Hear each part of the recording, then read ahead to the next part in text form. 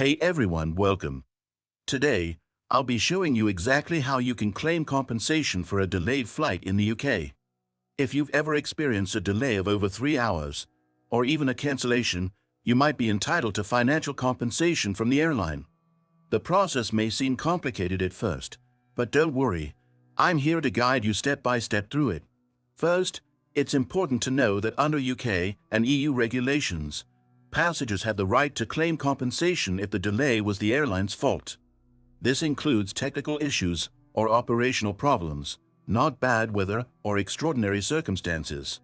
The amount you can claim depends on the flight distance and the delay length, with payouts ranging from £220 to £520. However, the process of filing a claim with the airline can be time-consuming and sometimes confusing. This is where Compensera can make things much easier for you. By using their service, you can hand over all the tricky paperwork and communication with the airline.